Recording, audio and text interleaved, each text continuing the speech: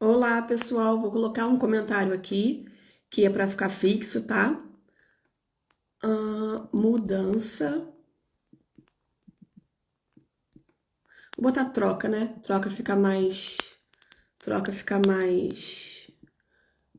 eficiente para vocês entenderem. Troca CPLP por outro título de residência. Eu vou tentar ler os comentários de vocês. Olá, boa tarde. Título de residência. Vou tentar ler os comentários de vocês, tá? Para que afixar comentário. Vocês entendam melhor o que eu estou dizendo. Eu fiz um vídeo, acho que foi na semana passada, ou retrasada, sobre isso. Gerou uma certa agitação nas minhas redes, né? Não é para menos, porque a residência PLP é um tema controverso. Então eu vim aqui para esclarecer mais juridicamente do que se trata. Para isso, a gente precisa entender que a ordem da legislação, ela obedece uma hierarquia. E a minha justificativa, ela tem como base não uma lei puramente, mas uma norma que está na Constituição. E é uma norma que decorre de um princípio. Que princípio é esse? É o princípio da legalidade. O princípio da legalidade é um princípio que ordena o sistema jurídico da maioria, posso dizer, todos os países de regime do Ocidente. E ele tem como regra básica que o Estado de Direito, ele é um regulador do sistema jurídico, tá? E ele imprime um outro princípio que é da segurança jurídica, ou seja, o Estado só pode fazer aquilo que está previsto na lei.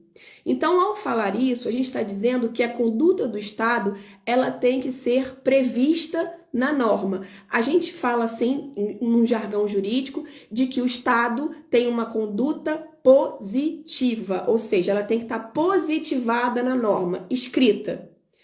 Ao contrário, o particular, nós, os cidadãos, podem fazer tudo aquilo que a norma não proíbe. Ou seja, o Estado só pode fazer o que a lei previu e o particular pode fazer tudo que a lei não proibiu. Vocês percebem? Então, de onde vem o argumento jurídico para troca entre CPLP e outro título? É possível o cidadão transitar em artigos. Por exemplo, vou dar um exemplo clássico. O artigo 91 e o artigo 92. São normas que falam sobre o título de residência de estudante. Depois que a pessoa se forma, ela pode fazer o quê? Trabalhar no país. E qual é a norma de transição do artigo 92 e 91, né? É o 122. Então, ela vai obter um título de residência trocando do artigo 91 e 92 para o 122. Um outro exemplo, uma pessoa que está no artigo 88 e 89.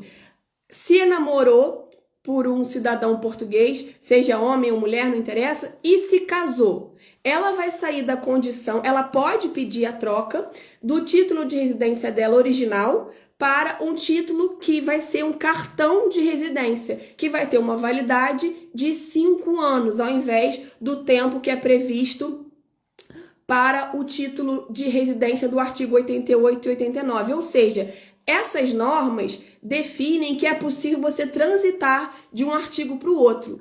No ordenamento jurídico que define o nosso direito à residência em Portugal, que é a Lei 23/2007, não existe nada que diga que eu não possa transitar do 87A, que é a norma que deu origem à CPLP, para um desses artigos que eu mencionei, de acordo com as circunstâncias.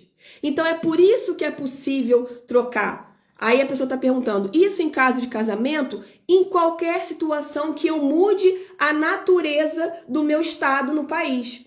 Então, Então tem gente que fala assim, claro que pode trocar, mas qual vai ser o seu interesse? Qual é o interesse? É que a CPLP, ela infelizmente, ela é restritiva em relação a alguns direitos. E nós sabemos na prática que para você conseguir uma conta bancária, tem agência que não aceita CPLP. Para você conseguir um cartão de crédito, tem instituição que não aceita CPLP. Para você fazer um financiamento de carro, tem instituição que não aceita o CPLP. Tem situações em que você trabalha numa empresa e como trabalhador deslocado, essa empresa portuguesa quer que você vá prestar serviços, por exemplo, na Holanda, na Suíça, na Bélgica, perdão, e porque você não tem um título que é válido em todo o território da União Europeia, você não pode trabalhar como trabalhador deslocado. Isso, de repente, pode tirar de você a possibilidade de uma promoção. Doutora, a senhora está dizendo que eu, como trabalhadora deslocada, eu continuo mantendo o meu direito de residência em Portugal? Sim, porque você continua mantendo o seu domicílio fiscal e as condições de trabalho em Portugal, ainda que você esteja deslocado, desde que você obedeça àquilo que a Segurança Social prevê, tá? Em termos de você trabalhar fora do território de Portugal. Tudo isso é algo que quem fez a troca ficou limitado. Eu já fui uma entusiasta da CPLP, existem vídeos antigos aqui que tratam disso, porque eu entendi que a CPLP era um título e como um título de residência, ela tinha como obrigação trazer os mesmos direitos de qualquer outro título. E com uma portaria que saiu logo em março, dizendo que a pessoa que tinha o título da CPLP poderia transitar no território europeu a cada 180 dias, 90 dias, ou seja, ela não estava com a restrição de trânsito. Depois, passado alguns meses em que as pessoas já haviam feito a troca, o governo se desdisse sobre aquilo que tinha dito. Ou seja, induziu o particular, o cidadão, em erro. E por conta disso, eu pude perceber que pareceu mais uma manobra. E por causa dessas circunstâncias todas, é possível hoje você fazer a troca. Qual é o meu objetivo com esse vídeo? Fomentar que as pessoas se movimentem para isso. Para que a gente atingiu um número que foram mais de 300 alterações da CPLP, das manifestações de interesse para CPLP. E a gente está falando de números que não só da comunidade brasileira. Agora vocês vejam, a gente hoje tem pessoas que precisam de elementos concretos do título de residência tradicional e não conseguem realizar determinadas situações do dia a dia, do jurídico, da rotina, como eu já citei, porque não tem esse título em cartão. Então, por causa disso, esse é legitimamente o interesse de agir de uma situação como essa. O interesse de agir está justamente no fato desse título ser restritivo, inclusive em Portugal, para o pleno exercício dos direitos do cidadão na esfera do privado. Eu não estou falando em relação ao Estado, eu estou falando da esfera do direito privado, nas relações comuns entre as partes. Então, por causa disso, é legítimo que vocês façam a troca.